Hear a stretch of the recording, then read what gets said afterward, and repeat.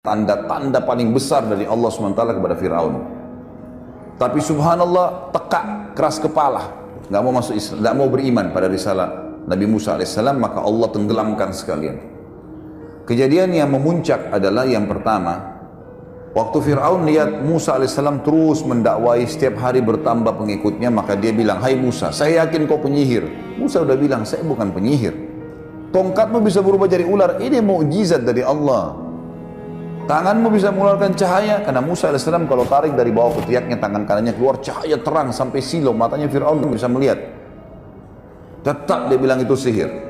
Sebagai bukti sihir, saya akan tantang kamu dengan penyihir-penyihir saya.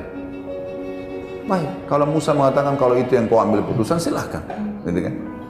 Iklankanlah di seluruh wilayah Afrika, seluruh Eropa, wilayah kekuasaannya, panggil semua penyihir yang merasa punya ilmunya paling hebat, datang. Fir'aun undang. Fir'aun sudah dianggap Tuhan, datang semua dan boleh minta imbalan apa saja. Terkumpul dalam beberapa riwayat, ada yang mengatakan 1000 penyihir, ada yang mengatakan 10.000 penyihir. Kita ambil jumlah terbesar lah, 10.000 penyihir datang. Semua mengaku hebatnya. Begitu mereka ketemu sama Fir'aun, sebelumnya Fir'aun sempat tanya Musa, "Wahai Musa, kapan nih pertandingan kita, kapan nih antara kamu dengan penyihir-penyihir saya?" Musa alaihissalam tahu ada satu hari dulu, di zaman itu namanya hari zina, Yaumuz Zina, dalam Al-Quran dikatakan.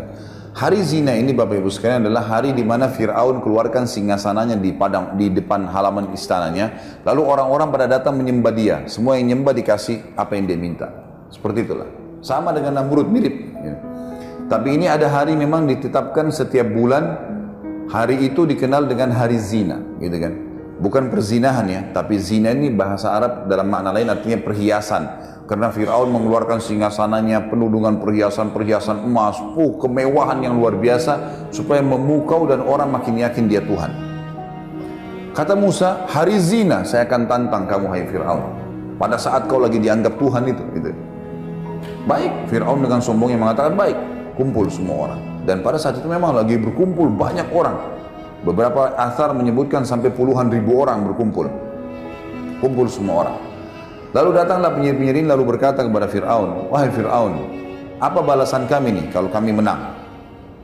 Kata Fir'aun, "Apa saja yang kalian minta. Dan kalian akan menjadi orang-orang pendekat saya, dia menjadi penasihat-penasihat saya.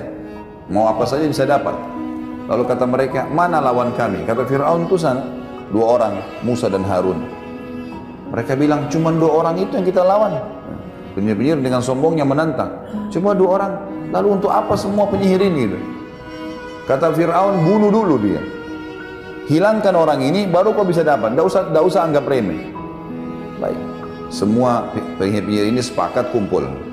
Kita nggak usah lama-lama nih, mumpung lagi ditawarkan jabatan yang tinggi, keluarin ilmu pamungkas kita saja. Ilmu tertinggi dalam ilmu sihir adalah ilmu mengubah benda yang tadinya tidak bergerak jadi bergerak, atau berubah dari wujud aslinya berubah ke wujud yang lain, gitu kan? Seperti misalnya tali berubah jadi ular, pohon kesannya bergerak, tidak ada suara tiba-tiba kesannya ada suara, dan seterusnya. Seperti itulah untuk menakut-nakuti orang, karena kalau seseorang tidak takut maka tidak akan berpengaruh semua itu. Syaitannya nggak bisa buat apa-apa. Lihat tuh para penyihir-penyihir sekarang, kalau mereka mau menghipnotis orang, gitu kan, di TV menepuk orang supaya bisa buat seperti yang dia mau, sistem penyihir yang dilakukan, harus orang-orang itu dulu dikuasai sama dia, minimal takut, minimal percaya, baru bisa. Kalau tidak percaya atau tidak takut, disuruh turun dari panggung, nggak bisa, dianggap nggak bisa, karena ini nggak bisa dipengaruhi oleh syaitan, gitu kan. Orang kalau punya keyakinan kuat tidak bisa, gitu. Maka akhirnya penyihir-penyihir ini pun berkata, "Kita keluarin pamungkas ilmu pamungkas." Apa itu? Tali-tali diubah jadi ular. 10.000 orang semua ini pegang tali, kemudian mereka lempar untuk dijadikan sebagai ular yang bergerak. Pertamanya mereka bilang pada Musa, "Wahai Musa, kamu yang nunjukkan kemahiranmu dulu atau kami duluan?" Kata Musa, "Silahkan duluan, lihatkan saja." Maka mereka pun akhirnya, kata Allah, mengubah tali-tali mereka, yukhayyalu min sihrihim annaha tas'a, mengubah dengan sihir mereka seakan-akan tali itu bergerak, berubah jadi ular dan bergerak. Maka semua orang bersorak-sorak waktu itu. Luar biasa ini kejadiannya dan banyak puluhan ribu orang yang menyaksikan. Fir'aun pun dengan banggahnya duduk di singgasananya melihat kejadian tersebut. Nah ini sudah luar biasa, 10.000 lawan 2 orang nggak mungkin.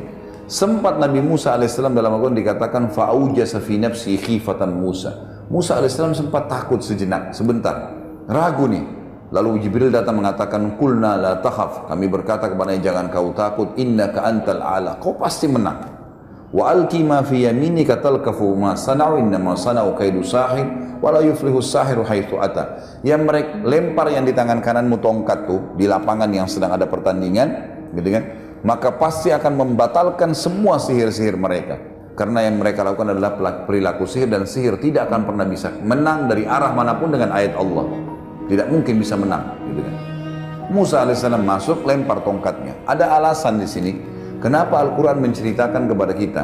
Tiba-tiba waktu tongkat Musa alaihissalam dilempar dan jadi ular, seluruh penyihir tersebut sujud dan berkata kami beriman kepada Tuhannya Musa dan Harun. Apa rahasianya itu? Karena ternyata penyihir-penyihir ini tahu tali yang mereka lempar jadi ular tidak bisa menyerang. Jadi kalau kita pun mengatakan bismillah atau a'udzubillah bisa kembali kepada wujud aslinya. Batal tuh, setan yang menghiasinya hilang. Maka mereka tahu betul itu sihir. Musa alaihissalam lempar tongkatnya berubah jadi ular besar. Mereka ular kecil, ini ular besar. Dan ularnya Musa alaihissalam jalan lalu makan. Dimakanin satu-satu tuh ular mereka. Semua sampai ular terakhir yang 10.000. Maka karena kejadian tersebut kata Allah faulqiyas saharatu sujada. Semua penyihir sujud tiba-tiba. Qalu amanna bi rabbi Musa wa Harun. Kami beriman.